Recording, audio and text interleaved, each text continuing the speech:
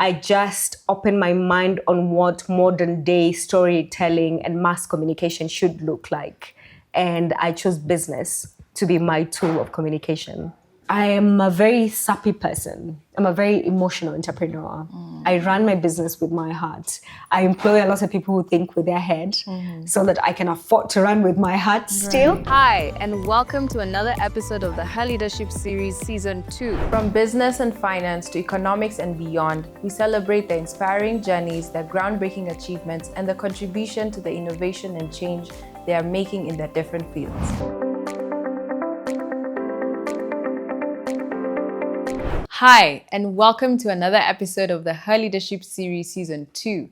In this episode, we're excited to feature and spotlight a visionary leader transforming how we think about sustainability and waste. She will be sharing her inspiring journey, the challenges that she has faced along the way, and her vision for a greener and a more sustainable future. Welcome, Nelly. It's an honor to have you here with us today. Thank you. Thank you for also inviting us to your amazing studio. I'm so in awe of just the amazing products that you have. I think this is really the start of the show. Thank you. It was about time. It was about time. I remember when we were designing this, we were wondering how to standardize this, because at some point when your business grows, you have to standardize things. But there's no simple way to standardize a woman's body. 100%. So a baby vase is so unique that there can never be two women with the same shape. Yeah, that's true. But yeah, I really want to hear more about your story, but why don't you start with just a brief introduction? Okay. So my name is Nelly Gesare or Teki. I would call myself a storyteller who became a business person by accident. I believe that the best contribution that we can have to the world is truly be yourself. And I think ever since I was so little, I've always been so keen on sharing stories, be it through video, be it through writing, be it through taking pictures, be it through business. And now as I'm older, I think I found my voice through communicating impact, but also our collective action in making our world a bit more habitable through business. Okay, Yeah. I love that. And just to jump into that story, why don't we kick off with how this all began? So you started off as a journalist covering climate and environmental issues. So what really inspired you to transform or change from telling the stories to actually building the solutions? Yeah, I would say staying stubborn. I remember when I finished high school, my big sister, I think big sisters are always like the mini moms. She wanted me to do fashion and design. I've always loved fashion and design and styling. I can see it. And this was, I should have stepped up to represent that. But this was in the village way back in Nyamira. And I didn't do it. My mind has always been communicating, telling stories, particularly stories that I never, ever heard. And my mom wanted to be a teacher. She's a primary school teacher, and she's always thought that if you become a teacher, I feel like she felt that we would be more stable. You can get loans. Yeah, that backward thinking of what a job or a living would look like, which is fair because that's what they knew. But I stayed stubborn because I wanted to tell stories. And that's how I went to school to do journalism, and then eventually now quit journalism and started telling stories. But to a degree, I don't feel like I stopped journalism really. I just opened my mind on what modern day storytelling and mass communication should look like. And I chose business to be my tool of communication. Yeah. Oh, wow. What a beautiful way and a beautiful story. I think choosing the non-contemporary and traditional way of doing things is always brave, and I absolutely commend you for that. And I love how you put it. You just remained being stubborn, but I'm pretty sure just building this social enterprise has not been easy for you. What do you think, looking back, was one lesson you believe you had to learn the hard way? Wow. Okay. There are many. I can tell you how I started Green Thing. And through that, you can pinpoint what has gone right, because that's also another part that we need to celebrate more. And then what went bad. But through that, I got to hone what moving forward in a startup looks like. So I came to Nairobi in 2010, and I got trained in an organization called Media Development in Africa. So they're taking different people from universities and they were giving them internship. And if you do really, really well, you get a job. So my first job in Nairobi was an assistant producer for a political TV show. So we'd invite people on different topics, say police reform, education reform, and we'd bring the audience and we'd bring different members of parliament to discuss. So argue it out. And that went really, really well. To be honest, I don't think I was working that much. I feel that that was the opening for me on what true public participation looks like in terms of what affects them. But I also learned how to move things to make a whole story. Now you know that production is a whole thing. Yeah. By the time people are seeing a story, there's a lot that has gone wrong, there's a lot that has gone right, there's probably fights. So after that, then I took a break from journalism because I got pregnant and I gave birth to my first baby, my boy, 2012. And I don't know what happened because it's such a cliche that sometimes when you give birth, something changes in you. Oh. Really, it really changes in you. You start taking ownership and accountability on so many things. And to me, that was the beginning of looking at climate change. Oh, wow. And our role in embracing or preventing ourselves or adapting to climate change. And my interest was particularly on women, but I didn't have enough people to look up to. And this is 2012. The information was not there as it is now. Right now. Literally, there's AI. I could write a book right now on climate change and women and publish tomorrow if I wanted. Yeah. Back then, you had to go to the library. I remember I had National Archives membership. YouTube, we had Wi-Fi at work. I'd research on this so much. Then I decided that the best thing I can do is produce a TV show, a series. And it was called Green Thing or Go Green. I can't remember exactly, but it had green thing to it. And I remember I produced I did the pilot in Dandora Dam site, highlighting how we can convert waste to something beautiful. We did jewelry from bone. We also did electric bikes. There was only one lady that had an electric bicycle then. And then I also did, what was the other one? Toilets, converting human waste to fertilizer. Wow. Those were my three features for the pilot episode.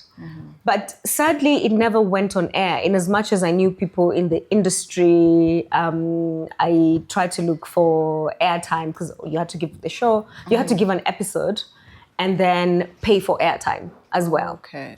Which is slightly different. In other countries, sometimes you get paid. Even now, I think you can. Media landscape has been decolonized a little bit, that the consumption or distribution of media is much, much easier than over 10 years ago. Anyway, to cut the long story short, it never went on air. I still have the episodes. Oh, wow. Which was so irritating because it can break your heart. It really can break your heart because that's why I came to Nairobi. I came to Nairobi to tell stories. I came to Nairobi to be a journalist. And here I am with a baby and I feel like I have the whole world on my shoulders to make it better for everyone. And I think it's something that a lot of visionaries have. Sometimes they can be so myopic on an issue, which is a good, bad thing.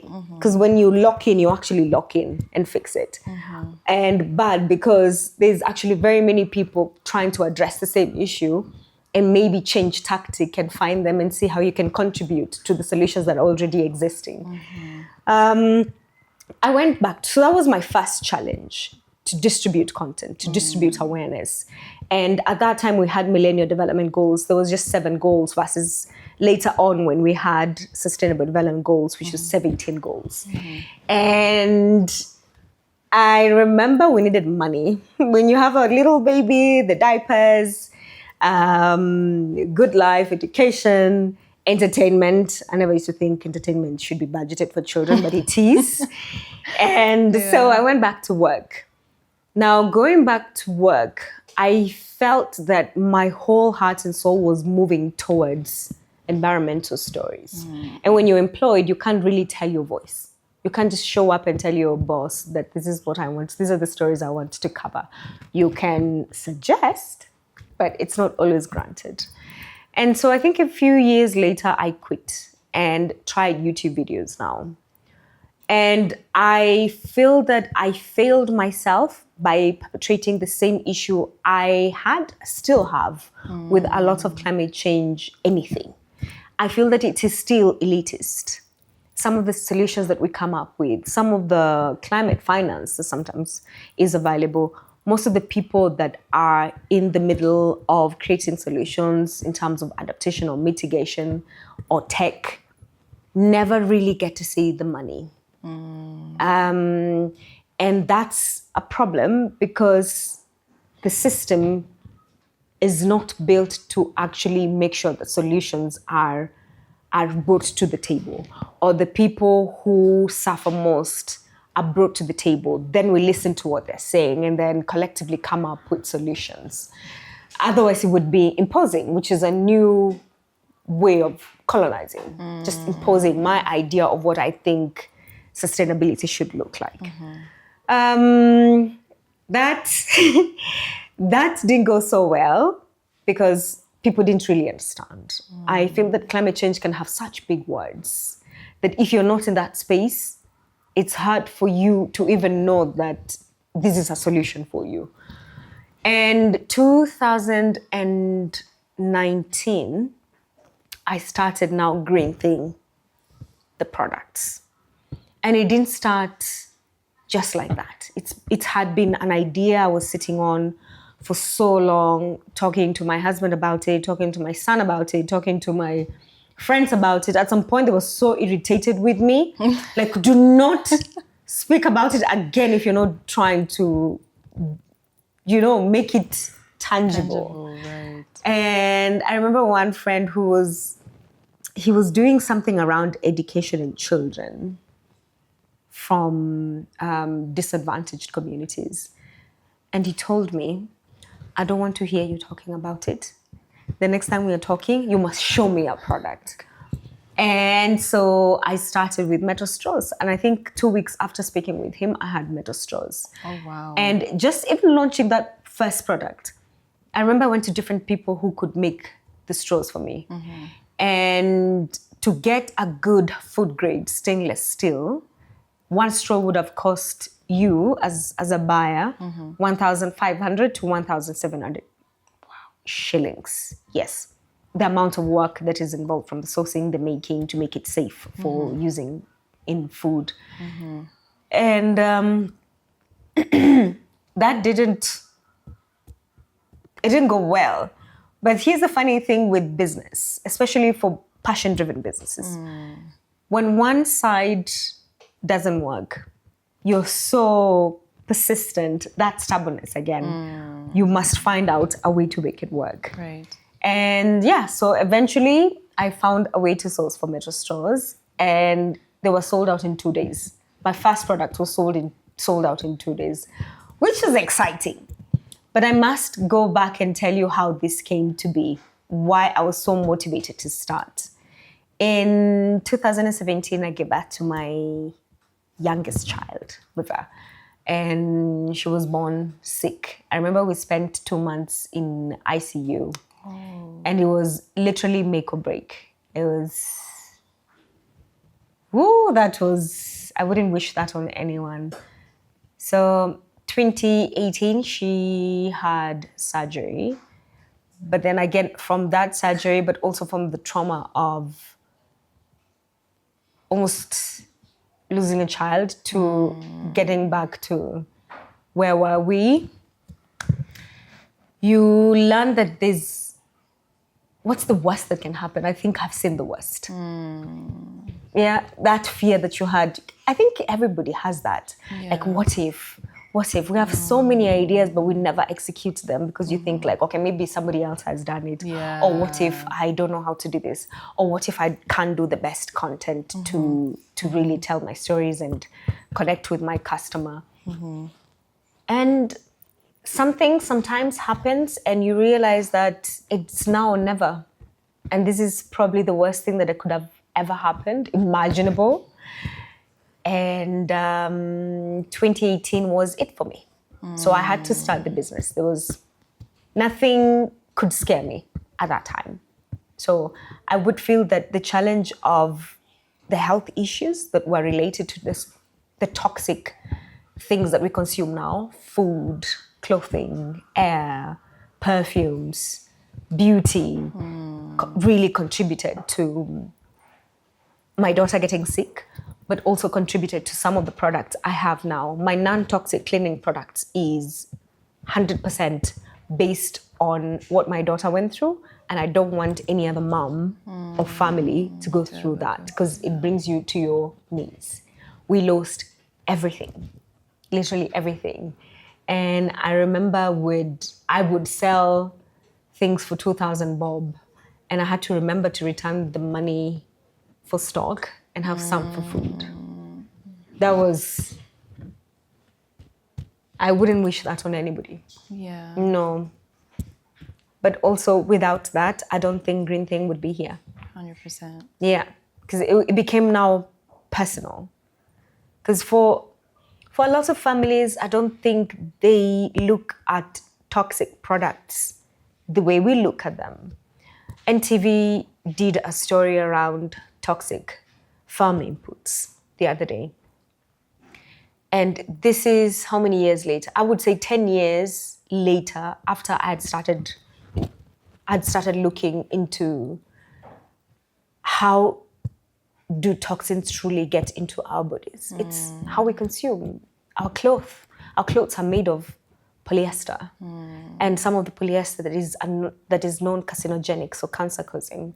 The food, the soaps, literally everything without control or without awareness can be hazardous to us. And so based on my dream to communicate sustainability and my personal journey, I feel like my business, with or without capital, because I started with 8,000 Kenyan shillings, I was going to use my business as an example, but also as a tool for other moms and other families to learn. But also young girls who move from the village to come to Nairobi to really execute their dreams. Yeah, and that's Green Thing now. It has 4 units. We have a solar power stitching station, so upcycling textile waste, primarily natural fiber, so linen, cotton, blend of hemp, cotton, and all that.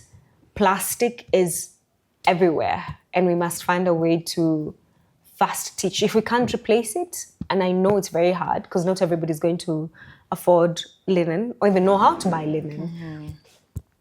What we can do is create awareness and have some products accessible for people who've, seen the light. Yeah. So teach and make the products available. Yeah. Oh my gosh, thank you so much for sharing that and getting personal and just showing us the full depiction and the whole story behind that. I think womanhood in itself is such a beautiful thing, and just to hear like your calling to be a mother inspired you to create this amazing product and just think more critically and deeply on some of these things that are affecting us on a day-to-day, I think is absolutely inspiring, and it shows your strength, and I can clearly tell this is like one of your babies as well. Definitely. This is my last born. Not my daughter. Yeah. No, but that's beautiful, and I think also being the first, running the first Kenya's woman-owned glass blowing studio in 30 years. I mean, that's groundbreaking. And the studio that is creating all this beautiful, amazing glasses. How did you set that up? So the funny story is, the first time I wanted to go into glass was 2016. there was a hot shop. So there's another glass recycling or glass blowing industry in East Africa that was up for sale. And I remember I had money at that time. I had money. When you're employed, you have money. Actually, employment is nice. Employment is nice. Would you trade it for this? No, Okay. not anymore. Not anymore. I love the freedom that Green Thing has given me to be a mom, to be a friend. It's challenging, yes, because for employees, I think once you leave work, you leave the work behind. 100%. Work is always with me. You, it's right. always with me. Oh, I love but that. I still wouldn't trade. No, I wouldn't trade for a bit. You learn how brands get, so brand acquisition. I learned, even though it wasn't obvious that I'm learning this, I think that's also when I learned that. I wanted to buy a hot shop that was based in Uganda and bring it to Kenya. Remember, at this time, I'm in the journey of learning what sustainability and climate truly, truly looks like. Also, remember, I've been disappointed many, many times by first, not being able to air my TV show. Right. And second, doing YouTube videos, breaking down what SDGs looks like for people and what opportunities exist in that. I was also not able to do that.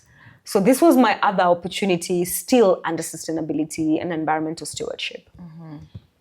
But Elewana Collection beat me to it. They bought it.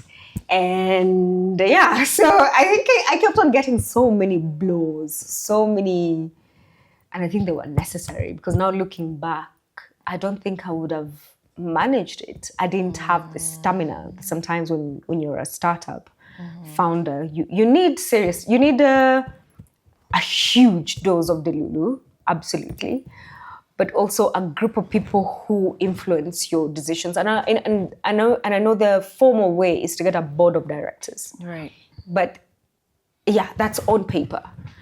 I think every entrepreneur has friends or family members that always remind them who they are, who remind them their strength. Particularly sometimes when you're, say, dealing with the economic landscape not doing so well, competition, times changing so fast. I think everybody has a voice. Everybody can be something. I don't think competition can really wave you off completely from what you are meant to do. And when you're in there, you can't see it. So you need people around you to remind you of that. So I'm so glad I didn't manage to buy it in 2016. Very happy, because that bought me time. That bought me time to even have the stamina to establish something like this now, which is an industry that is not as developed. Setting up the glass part of Green Thing has been the most difficult one. Looking back, in the last 35 years, actually, we've only had one employer in glass blowing. And so it was not easy to get people to blow, the artists. It was not easy to the knowledge to know how it's done, how much investment is actually truly required.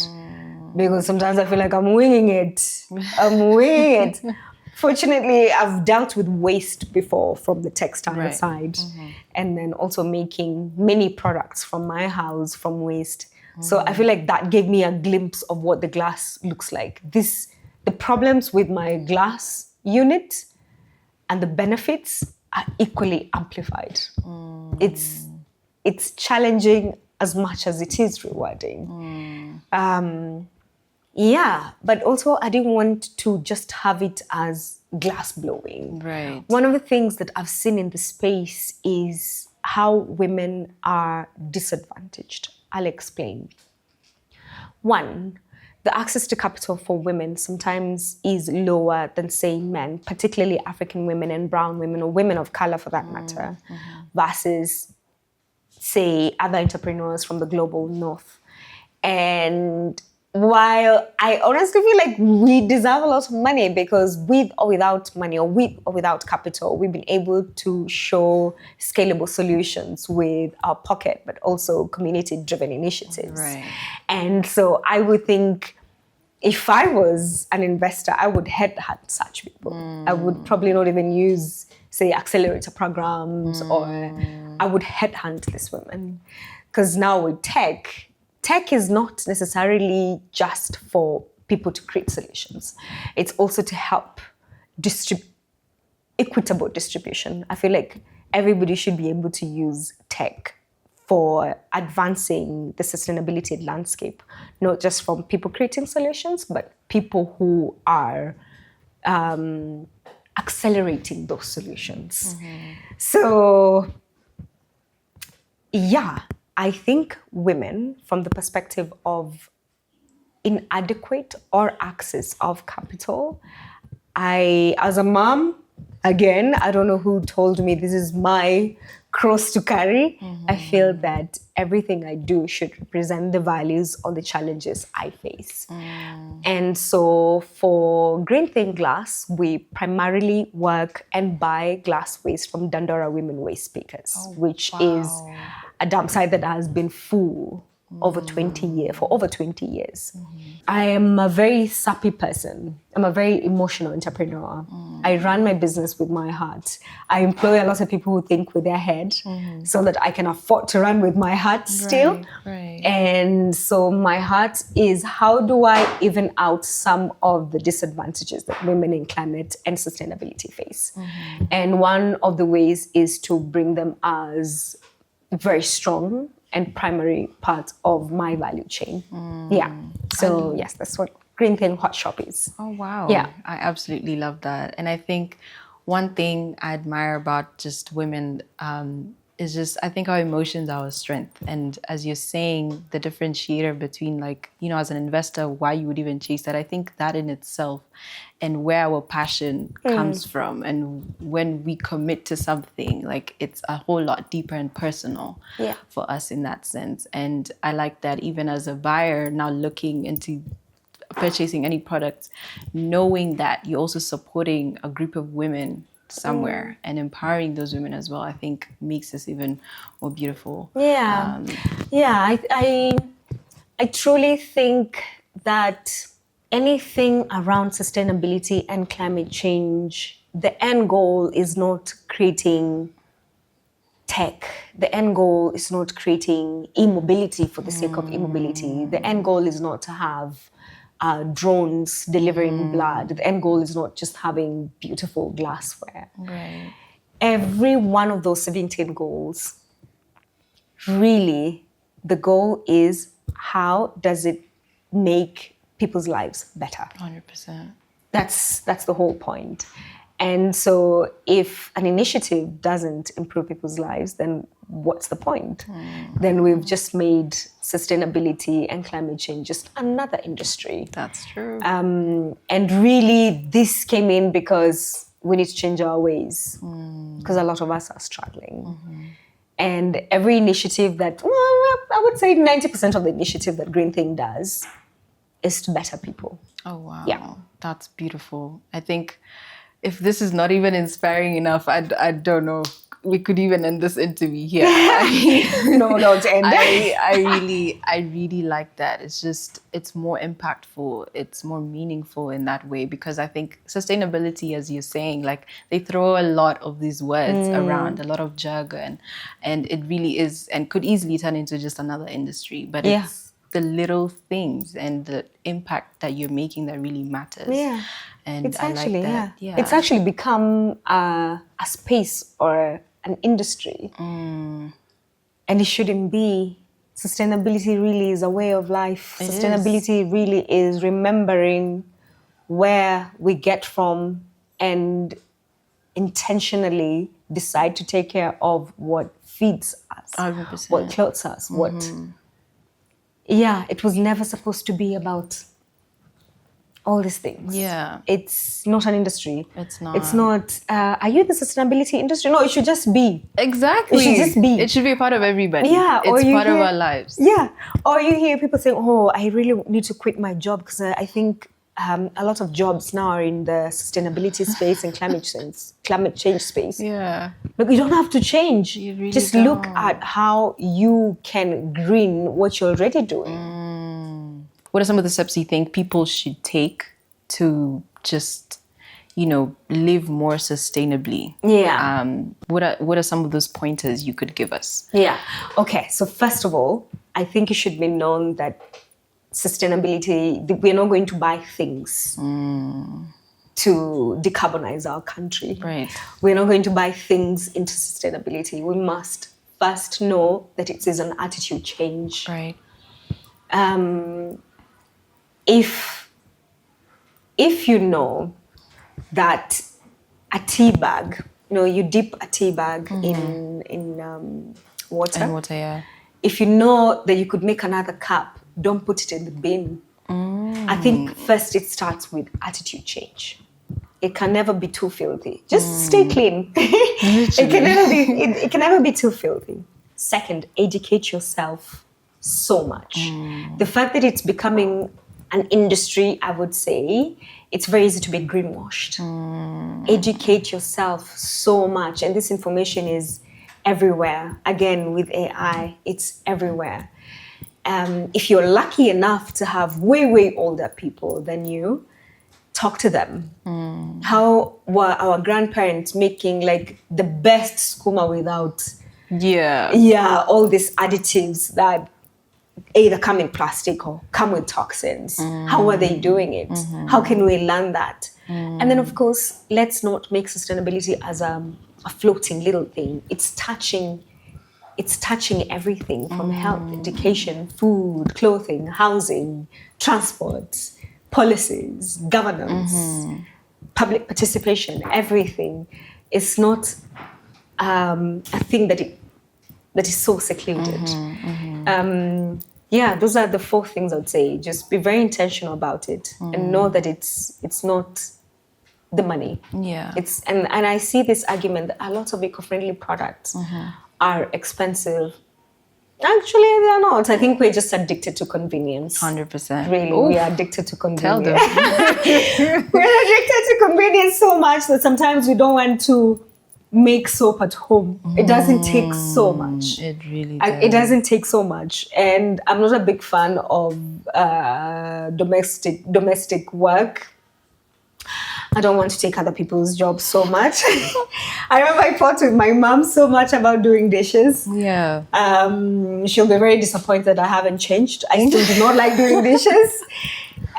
But in a home setting, for example, now I'm very, very specific on standard operating procedures because I'm scaling. Right. And I think that has been the most difficult part of my business, moving it from a passion-driven storytelling to a business. Right. Because now we're more than 12. I have to be a very serious person.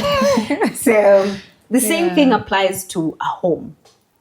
What does the housekeeper or the nanny know about exposure to toxins and plastic and what they can do? Because they run the pantry, they run the laundry room. What are they using?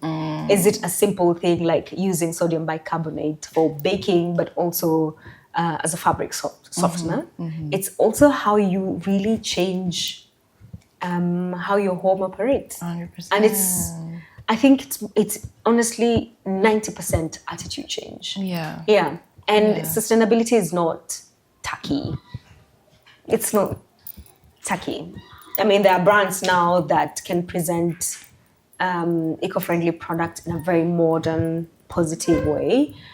But let's not get addicted to convenience. I think that's the biggest problem. That's the beginning of food that can be cooked and grown in 3 weeks. That's the beginning of the problem. Yeah. Yeah. No, I love that. Yeah, I think let's stay in touch with what it truly means to raise a human being.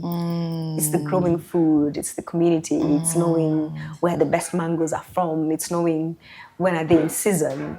If they're not in season and in that size, just know that they were forced to grow or they were forced to ripen. Yeah. And it's one thing, and I feel like every action in terms of going green really has a ripple effect. Once you figure out how toxic plastic can be, recycled and virgin plastic, then you start looking at many other things. Yeah, you cannot just look at one and it stops there. It always goes on and on and on and on. You might accidentally even start a business around it, like me. Yeah. Yeah. No, I love that. And I think to summarize that, I'd definitely say attitude, educate yourself, and be intentional. Yeah. I absolutely like, and the little things in your home and how you're living.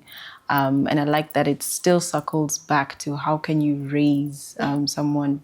And I think capitalism and consumerism now, we're so consumed in that culture to the point where we don't think about how the things that we consume and the things that we buy due to trends and all these things that are, you know, all up in our faces actually affect our day to day. But even the simple stuff of how you run your home and the products that you have in your home, how are they affecting you? Yeah. So I'm definitely going to do a full analysis. Oh, please do.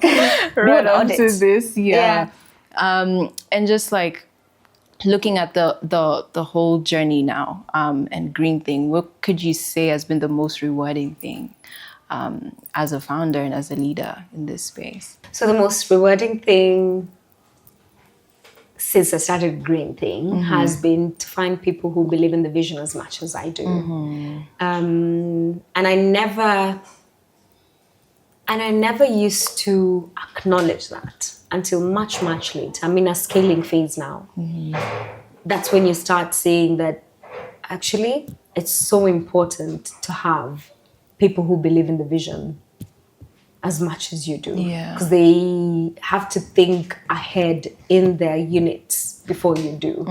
They have to do pattern recognition. They have to focus. They run it. Because at some point, the idea of holding the vision really stops. And I didn't want Green Thing to be a Nelly thing.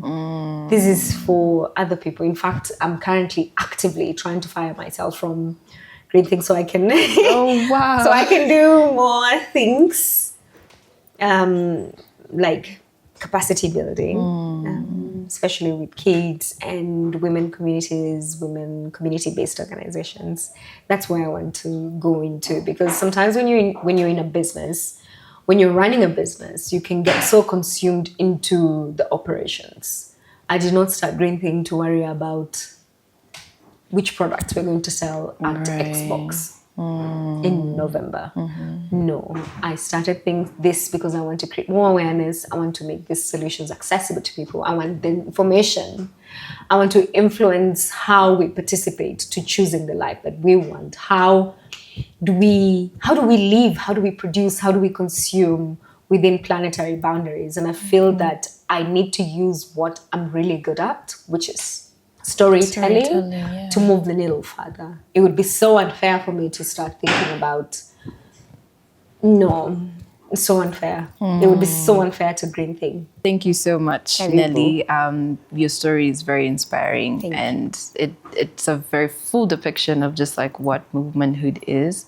And I admire just the strength and the resilience, and it's beautiful. So thank you. Thank you. Yeah.